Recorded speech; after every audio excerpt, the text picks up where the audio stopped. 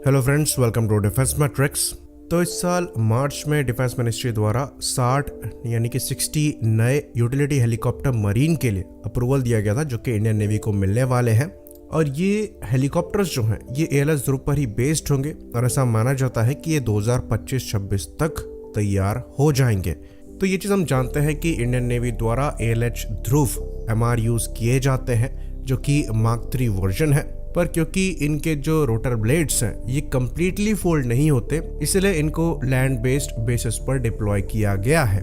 तो ये चीज़ हम जानते हैं कि इंडियन नेवी की जो यूटिलिटी हेलीकॉप्टर्स की रिक्वायरमेंट है ये एक्चुअली काफ़ी पुरानी है और इसके अंतर्गत करीबन 24 MS-60R Romeo helicopter Indian navy द्वारा खरीदे गए, जिसमें से एक हेलीकॉप्टर ने हाल ही में INS कोलकाता में लैंडिंग परफॉर्म करी है, जहां से इनको रेगुलर बेसिस पर यूज़ किया जाएगा। तो ये 24 ही हेलीकॉप्टर है इंडियन नेवी के, जबकि जो रिक्वायरमेंट है ये 100 के अप्रॉक्स है।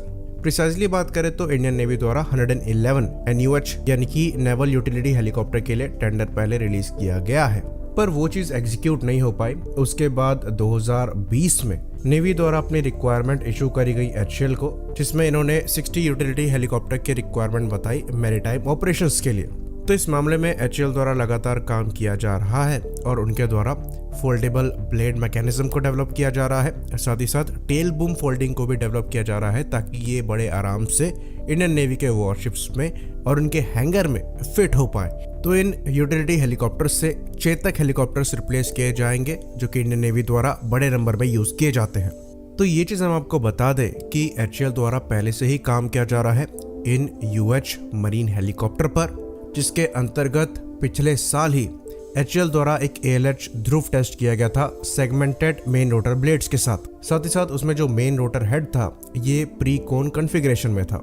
तो ऐसा माना जाता है कि इन फीचर्स के ऐड होने के बाद नेवी के लिए जो हेलीकॉप्टर बनाए जा रहे हैं इनकी जो ब्लेड फोल्डिंग है वो तो हो ही पाएगी, साथ ही साथ जो मीन टाइम बिटवीन ओवरहॉल है मेन गियर बॉक्स का ये भी इम्प्रूव होगा। तो ये चीज़ हम आपको बता दें कि ऐसा नहीं है कि पहली बार ALS ध्रुव के जो ब्लेड्स हैं ये फोल्ड हो रहे हैं। पहले भी जो ALS ध्रुव है इनके ब्लेड्स को फोल्ड करने के लिए मैकेनिज्म डेवलप किया गया था, लेकिन वहां पर ब्लेड्स फोल्ड करने में 10 मिनट से ज़्यादा का समय लगता है, जो कि एक्चुअली आइडियल नहीं माना जाता था।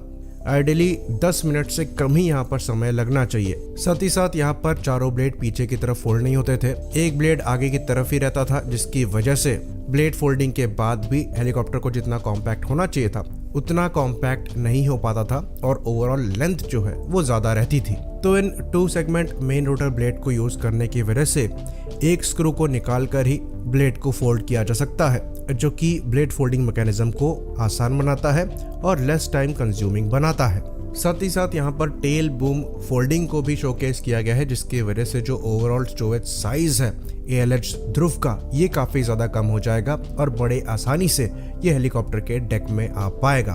तो ये जो 2 सेगमेंटेड ब्लेड ऑपरेशंस हैं इनको पहली बार अडॉप्ट करके या फिर टेस्ट करके देखा गया था लाइट यूटिलिटी हेलीकॉप्टर में, जहाँ पर 7 मिनट के अंदर ही इनके रोटर ब्लेड्स को फोल्ड किया जा सकता था। तो इनको यूज़ करने के बाद बड़ी आसानी से ये नेवी के रिक्वायरमेंट्स में फिट हो पाएंगे।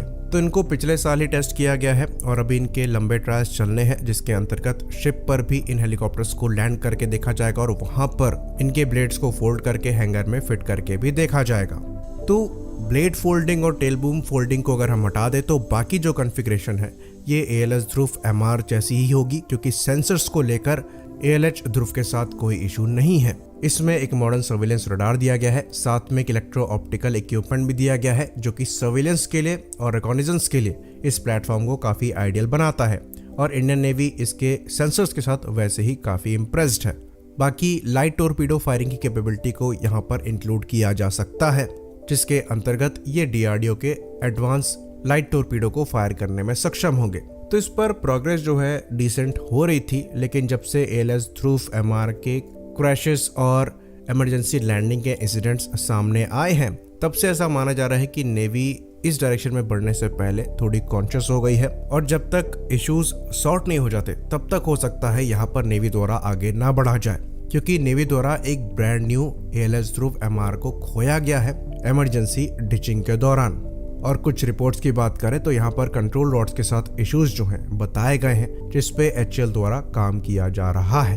पर ये प्रॉब्लम्स जितनी जल्दी सॉर्ट हो जाए उतना बेहतर, ताकि इन हेलीकॉप्टर्स पर काम किया जा सके और इंडियन नेवी के रिक्वायरमेंट को पूरा किया जा सके। आई होप इन्फॉर्मेशन यहाँ पर क्लियर रही हो। इसी बात पर इस वीडियो को हम ख़त्म करेंगे। लाइक करिए, सब्सक्राइब करिए। जय हिंद।